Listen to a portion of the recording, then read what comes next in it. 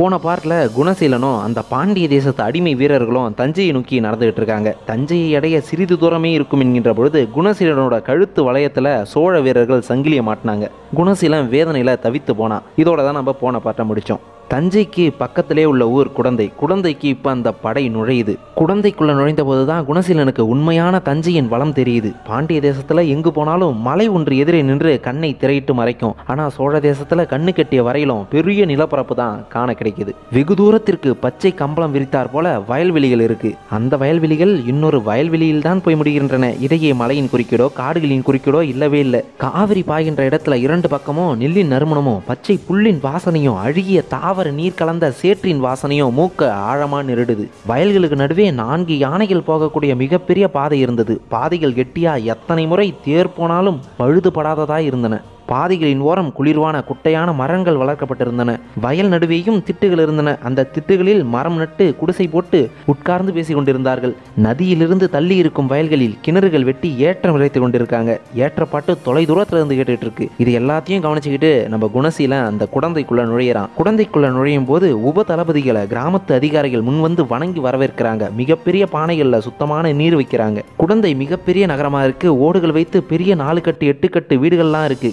தெருக்கள்ல நிறைய ஜனங்கள் இருந்து பேசிக்கிட்டு இருக்காங்க. அநேகமாக எல்லோரும் முழுவதுமாக உடுத்தி கொண்டிருக்காங்க. ஆடை அணிஞ்சுக்கிட்டு இருக்காங்க. பாண்டிய தேசம் போல சிறிய துண்டோடும் அல்லது வெறும் கோவணத்தோடும் அலையும் ஆண்கள் சோழ தேசத்துல பார்க்கவே முடியல குணசீலனால. முழங்கால் வரை வேட்டி கட்டி மேலே துணி போர்த்தி தலைக்கு தலைப்பாகை வைத்து எல்லா ஆண்களும் 3 உடைகளோடு இருக்கிறாங்க. பெண்கள் இடுப்பில் பாவாடை கட்டி அதன் மீது வெள்ளியோ தங்கத்திலோ அணிகலன் போட்டு இறுக்கி இருந்தார்கள். காலில் கொலுசு தண்டையெல்லாம் போட்டுக்கிட்டு பெரியதாக சப்தம் வர மாதிரி நடந்து வராங்க. மார்பில் துணி போட்டு மறைத்திருந்தாங்க. சோழ பெண்கள் எல்லாரும் திலகாத்திரமா இல்ல. அநேகமாக பல பெண்கள் சிறிய ஆகுருதியாய் மிக சுறுசுறுப்பா அதிக தலைமுடியும் பளபளப்பான கண்களும் கூர்மையான மூக்கும் கீச்சு குரலுமாக இருக்காங்க. கோதுமை உடைத்த நிறம், கோதுமை நிறம், சற்று மாந்தளி நிறம் என்று 3 வகையாக இருக்காங்க. பாண்டிய தேசத்து அட்டை கருப்பு நிறமாக மிக சிலராகவே கண்ணுக்கு பட்டது. இப்படி இருப்பவனை கரியன் என்று அழைக்கிறாங்க. சில அரச குடும்பத்தை சேர்ந்தவங்க மிக வெள்ளையான தோலும் சிகப்பான அதரமும் சற்று பழுபழுப்பான தலைமுடியும் நீல கண்களும் கொண்டு விளங்குறாங்க. அவர்களை பார்க்கவே ஆச்சரியமாக இருக்கு. இப்படி ஒரு தோல் அவனுக்கு எங்கிருந்து வாய்த்தது என்று குணசீலனுக்கு வியக்க வைக்குது. சில தாசிகளை அந்த நிறத்துல பார்த்தபோது குணசீலனுக்கு திகைப்பு பன்மடங்கு ஆகுது. அப்படி அழகாக இருக்கிற தாசிகள் முன்னும் பின்னும் அலையறாங்க. வந்த படை வீரர்கள் தங்களை பார்க்க வேண்டும் என்பதற்காக வாசலில் வந்து நிற்கிறாங்க. நின்றதுல உயில் காட்டுறாங்க. படை வீரர்களை பார்த்து கலவரப்பட்டது போல நடிக்கிறாங்க. மறுபடியும் உள்ள வர்றாங்க, மறுபடியும் வெளியே வராங்க. அனைவரும் தாசி ஆச்சரியத்தோடு பார்த்துட்டு இருக்கா. இங்க நடக்கிற எல்லாத்தையும் நம்ம குணசீலன் அவனும் ஆச்சரியத்தோடு பார்த்துட்டு இருக்கான். காவிரியை தாண்டி தென்கரையில அந்த அடிமை வீரர்களை சோழப்படை இறக்குது. வளையமாக சோழ வீரர்களை நிற்க வைத்து நடுவே கைதிகளை உட்கார வைக்கிறாங்க. குளிக்கிறீர்களா என்று கைதிகளை கேட்கிறாங்க.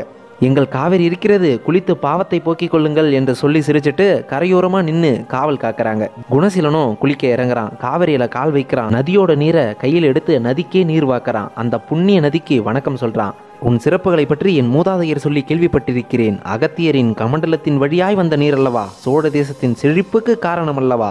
காவிரி தாயே, உன்னை வணங்குகிறேன். இந்த தேசத்தில் காலடி எடுத்து வைத்திருக்கிறேன். உன் மடியில் நடக்க துவங்கி இருக்கிறேன். என்னை கவனமாக பார்த்துக்கொள். என்னை சிதைக்காமல் என் தேசத்திற்கு போவதற்கு உதவி செய். பகைவனுடைய ஊராக இருந்தாலும் உனக்கும் எனக்கும் எந்த பகைமையும் இல்லை. ஊர் மண்ணுக்கும் எனக்கும் எந்த பகைமையும் இல்லை. இன்றில்லாது என்றேனும் ஒரு நாள் என் குழந்தைகள் உன்னை கைப்பற்றி உன் நதியில் சுந்தர புருஷனாக குளிக்கின்ற ஒரு தருணம் வரட்டும். இப்பொழுது நான் அடிமையாக குளித்தாலும் உன் அன்பனாக குளிக்கிறேன். என்னை ஆசீர்வதிப்பாயாக என்று கைகோப்பி வணங்கி நீரில் முழுகிறான். நீச்சல் அடிக்கிறான். 3 உபதளபதிகள் கைதிகளை பார்த்துக்கிட்டு இருக்காங்க. அதில் ஒரு உபதளபதி குணசீலனை சுட்டி காட்ட மற்றவர்களும் அவனை பார்க்க ஆரம்பிக்கிறாங்க. மற்ற கைதிகள் தடேர் என்று விழ குணசீலன் மட்டும் காவிரியை கும்பிட்டு கிழக்கு பக்கமாக பார்த்து முழுக்கு போடுவதை கவனிக்கிறாங்க. நல்ல குடும்பத்தை சார்ந்தவனாக இருப்பான் போல இருக்கிறது. படித்தவன், எழுத தெரிந்தவன் என்று நினைக்கிறேன் என்று ஒரு உபதளபதி சொல்ல கவிதைகளையும் சொல்கிறான். ஆனால் மிக கோபக்காரன். பாண்டிய தேசத்து வெறி அதிகமாக உள்ளவன். அதனால் தான் கழுத்திற்கு வளையம் போட்டிருக்கிறேன். படிக்காதவனுக்கே பாண்டிய தேசத்தை பற்றி வெறி இருக்கிற பொழுது படித்த இவனுக்கு இருக்காதா? இவனை அதிகம் துன்புறுத்தாதே, மிரட்டாதே. இவனால் நமக்கு உபயோகம் அதிகம் இருக்கும். இவனை வைத்துக்கொண்டு மற்ற வீரர்களை வழிக்கு கொண்டு வருவது சுலபம். பாண்டிய தேசத்து மற்ற கைதிகளுக்கு நாம் பேசுவதே புரியவில்லை. அவர்கள் காது கொடுத்து எதையும் கேட்பதும் இல்லை. ஆனால் இவன் வேறு குணம் உடையவனாக இருக்கிறான். இவனோடு சுமூகமாக இருப்பது நல்லது. மற்ற வீரர்களை வழிக்கு கொண்டு வர இவன் மிகவும் உதவுவான் என்பது என் எண்ணம் என்று அந்த உபதளபதிகள் பேசிக் கொண்டிருக்கும் போதே காவிரியின் நீல அகலங்களை குணசீலன் அளக்க ஆரம்பித்து விட்டான். எதிர் போட்டு நீந்தான். மறுகரைக்கு போறான். அங்கிருந்து உதைத்து மறுபடியும் இந்த கரைக்கு வரான். மீண்டும் மீண்டும் முங்கி குளிக்கிறான். ஒரு உபதளபதி அவனோட குதிரைக்கு போய் அங்கிருந்து ஒரு வேட்டியை உருவி கரையில இறங்கி குணசீலா என்று கூவறான். குணசீலன் அருகே வர அவன் மீது வேட்டியை தூக்கி போடுறான். எதற்கையா என்று குணசீலன் கேட்க, தஞ்சையில் வெறும் இடுப்பு துண்டோடு இருப்பது நாகரிகமாக கருதப்படாது, எனவே வேட்டியை உடுத்திக்கொள் என்று அந்த உப தளபதி உத்தரவாக சொல்றான். குணசீலன் நன்றியா தலையசைக்கிறான். அந்த வேட்டியை நீரில் முக்கி பிழிந்து உதறி உலர்த்துறான். அருகிலுள்ள மரக்கிளையில போட்டு மறுபடியும் நீந்துறான். 1 மணி நேரம் நீச்சலுக்கு பிறகு சோழ வீரர்கள் உத்தரவிட பாண்டிய வீரர்கள் கரையேறாங்க. புளியும் காய்கறிகளும் கலந்து ஒரு குழம்பை தயார் செய்ய சோறு தனியே கொதித்து கொண்டிருந்தது. கஞ்சியை வடித்து மாடுகளுக்கு கொண்டு போய் ஆற வைத்து கொடுக்கறாங்க. பிறகு பெரிய பாய்கள்ல சோற்றை கவிழ்த்து ஆற வைக்கிறாங்க. இலைகள்ல சோறு போட்டு அதன் மீது காய்கறி குழம்பு ஊற்றுறாங்க. புளியின் வாசம் மிளகின் நெடி தூக்கலாக இருந்தது. வெறும் சோற்றை உண்ட போதே நாக்கில் ருசி தாங்காமல் நீர் அதிகம் எழுந்தது. சோற்றின் மனம் மூக்கின் உள்ளே போய் நுரையீரல் வரை குத்தியது. குணசீலன் பசியோடு உணவை வேகமாக சாப்பிட்றான். அவனுக்கு அவனோட வீடு ஞாபகம் வருது. இந்த மாதிரி ஒரு உணவை என் வீட்டில் எவரும் சாப்பிட்டதில்லை. கம்போ சோளமோ மரவள்ளி கிழங்கோ தான் பல காலம் உணவாக இருந்திருக்கிறது. வெறும் காய்கறிகளும் கனிகளும் தான் உண்டு வாழ்ந்திருக்கிறோம். நல்ல அரிசி சோறு எப்பொழுதாவது கிடைக்கும். அதுவும் 4 விரல் அளவுதான் கிடைக்கும். முகர்ந்து முகர்ந்து பார்த்துவிட்டு அதை வாயில் போட்டு வெகு நேரம் ஊற வைத்து பிறகு மென்று சாப்பிடுவோம். இப்படி ஒரு தாமரை இலை நிறைய சோறு போட்டு காய்கறி குழம்பு ஊற்ற பார்த்ததே இல்லை. ஏன்னா இந்த குணசீலன் என்பவன் மதுரையை சேர்ந்தவன் இல்ல, அவன் மலைப்பக்கத்து பாண்டியன். இப்போதோ வந்துச்சு ஜெய் பீம் அந்த படத்துல வராங்கல்ல, ராஜா கண்ணு, அவங்களாம் அதுமாரி இவங்களாம் மலைவாசிகள். அங்க நெல் விளையாது. எங்கோ விளைந்த நெல் அந்த இடத்துக்கு வந்தாலும் குணசீலன் வீட்டில் உள்ளவருக்கு கிடைக்காது. குறிப்பா குணசீலனோட அம்மாவெல்லாம் இலை நிறைய சோறு சாப்பிட்டதே இல்லை. இதெல்லாம் நினைச்சுக்கிட்டே அந்த குணசீலன் சாப்பிட்டுட்டு இருக்கான். திருவிழாக்கள் மதுரையில் கொண்டாடப்படுவது போல பாண்டிய தேசத்தின் எல்லையோர கிராமங்களில் கொண்டாடப்படவில்லை. ஒரு ஊருக்கும் இன்னொரு ஊருக்கும் அரை நாள் 1 நாள் பயணம் இருந்தது. வழியே அடர்த்தியான வனங்கள் இருந்தன. யானைகள் மரித்தன, புலிகள் பாய்ந்தன, இரவு நிறைய பாம்புகள் நகர்ந்தன. எனவே ஊர் விட்டு ஊர் போவது என்பது 20 பேர் சேர்ந்தால் ஒழிய இல்லை என்றாயிற்று. குணசீலனை போல இளைஞனாக இருப்பவர்கள் மட்டுமே துணிந்து ஊர் விட்டு வெளியே வருவார்கள். பெண்கள் வந்ததே இல்லை. அப்படி வராத பெண்கள் வளர்த்த குழந்தைகள் கடுமையாகவும் எப்பொழுதும் கோபமாகவும் இருந்தார்கள்.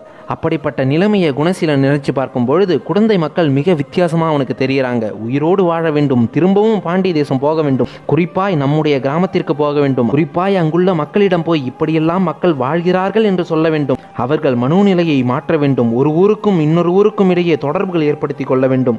மதுரைக்கருகே உள்ள ஊரில் போய் குடியேற வேண்டும். வெறும் காடுகளில் திரிவதால் எந்த லாபமும் இல்லை. உலகம் எவ்வளவு முன்னேறி இருக்கிறது, எவ்வளவு வசதியாக மக்கள் வாழ்கிறார்கள் என்று நாம் தான் போய் சொல்ல வேண்டும். இங்கு இந்த சோழ தேசத்தை அணுவாக அனுபவித்து பிறகு சோழ வீரர்களிடம் விடைபெற்று கொண்டு போய் பாண்டிய தேசம் போக வேண்டும் என்று குணசீலன் யோசிச்சுக்கிட்டே உணவை சாப்பிட்டு முடிக்கிறான். உணவு முடித்த பிறகு சிறிது நேரம் ஓய்வு கொடுக்கறாங்க. குணசீலன் அயர்ந்து தூங்குறான். அவன் தூங்கும் போது அவனை யாரோ உற்று பார்ப்பது போல ஒரு உணர்ச்சி அடைகிறான். ஆனாலும் உதறிவிட்டு தூக்கம்தான் முக்கியம் என்று தூங்குறான்.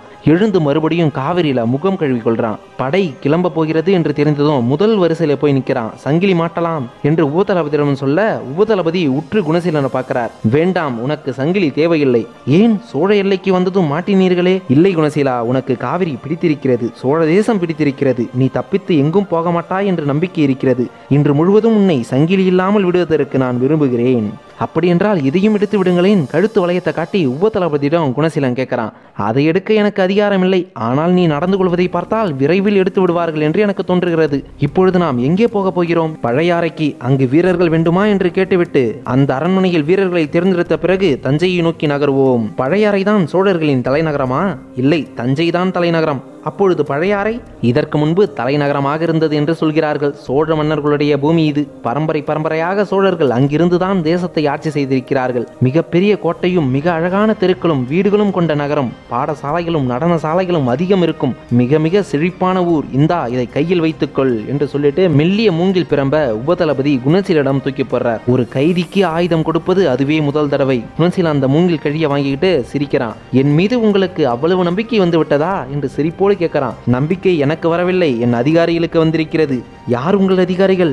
அதிகம் கேட்காதே குணசீலா, உனக்கு தெரிய வரும்போது சகலமும் தெரிவிப்பார்கள். இப்போதைக்கு அமைதியாய் இந்த ஊர்வலத்தை நடத்தி வா. பாண்டிய வீரர்களை உன் தலைமையில் இயக்க உத்தரவிட்டிருக்கிறார்கள். உன்னை பல அதிகாரிகள் கவனித்து வருகிறார்கள். எனவே நிதானமாக நடந்து கொள் என்று குணசீலனுக்கு மட்டும் கேட்கும்படி அடிக்குரல்ல சொல்லிட்டு அந்த உபதளபதி நகர்றாரு. பழையாறையை நோக்கி கைதிகளின் ஊர்வலம் நகருது.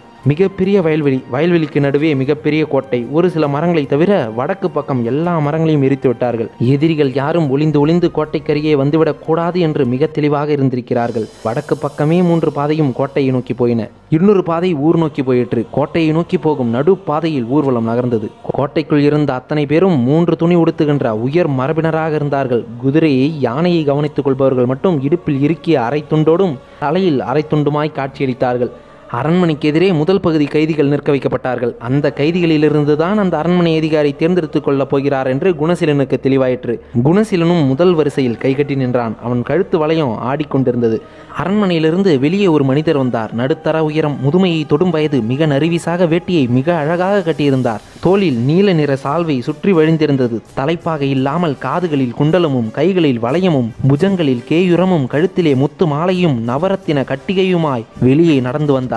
முகத்தில் ஒரு அழகு இருந்தது. பிடரியைப் போல சுருண்டு வளைந்திருந்த முடி அவர் அசைய அசைய தானும் அசைந்து ஒரு அழகை கொடுத்தது. கண்களில் படிப்பு தீட்சணம் இருந்தது. ஆனால் இவர் சோழ மக்களைப் போல அத்தனை கோதுமை நிறமாக இல்லை. சற்று பழுப்பாக இருந்தார். கருப்பை விட சற்று அதிகமாக நிறமாக இருந்தார். இன்னும் சற்று நேரம் இவரை தாயின் கருப்பையில் வேகவிட்டிருந்தால் கருப்பாக பிறந்திருப்பார் என்று தோன்றியது. அவருடைய நிறத்தினால் உதடு சிவப்பு அதிகமாக தென்பட்டது. சோழ தேசத்தில் பல பேர் வெற்றிலையும் காவி பற்களுடன் இருக்க இவர் பற்கள் வெள்ளை வெளியேறு என்று இருந்தன. நெற்றியில் திருநீறு பூசியிருந்தார். பூஜை முடித்து வருபவர் போல அவர் விரல்களுக்கிடையே ஒரு பூ இருந்தது. அருகே வந்து உப தளபதிகள் கும்பிடுவதற்கு முன்பு கையெடுத்து வணங்கினார். உப தளபதிகள் சற்றென்று வாள் உருவி அவர் முன்பு மண்டியிட்டார்கள். அவர் மண்டியிட்ட உப தளபதிகளின் அருகே போய் தோள் தொட்டு தட்டி கொடுத்தார். எழுப்பினார். ஆதரவாக அணைத்து கொண்டார். யார் இது? இவர் நடவடிக்கைகள் மிக உயர்ந்தனவாக இருக்கின்றனவே. கண்களில் உண்மையான சந்தோஷமும் நட்பும் மிளிருகிறதே. அரசர் என்றால் கோபமாகவும் முறைப்பாகவும் எல்லோரும் பயந்து நடுங்கும் வண்ணம் கத்துபவருமாக இருக்க வேண்டும் என்ற எண்ணத்தை உடைத்தெறிந்து இனிமையாக இருத்தலே அரசரின் குணம் என்பதை காட்டியிருக்கிறாரே. யார் இவர்? அரசர் ராஜராஜரா? ராஜராஜர் இப்படி இருப்பாரா? இது ராஜராஜர் என்றால் இவருக்கு காட்டும் மரியாதை சற்று குறைவாக இருக்கிறதே.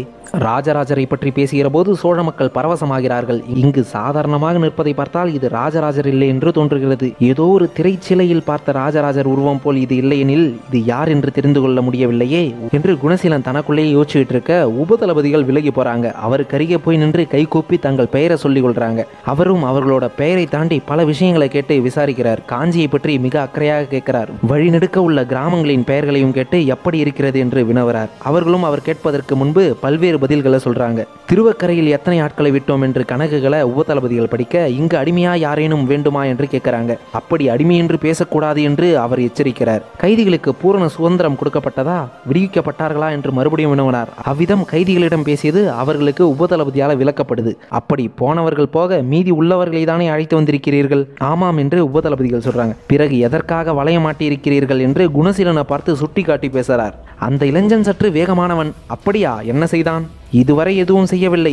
பிறகு ஏன் வளைய மாட்டிருக்கிறீர்கள்? அவனுக்கு வித்தை தெரியும். பாண்டிய தேசத்தின் உப தளபதியாக இருந்தவன். அதனால் தான் ஒரு பாதுகாப்பிற்காக வளையம் போட்டிருக்கிறோம். என்ன பாதுகாப்பு? அவனுக்குத்தான் விடுதலை கொடுத்து விட்டோமே. இல்லை, நாம் வெட்டி கொன்றது அவன் கண்முன்னே இருக்கிறது. எனவே பதிலுக்கு நம்மை ஏதேனும் செய்துவிடக்கூடும் என்ற பயத்தில் அவனுக்கு வளையம் போட்டிருக்கிறது.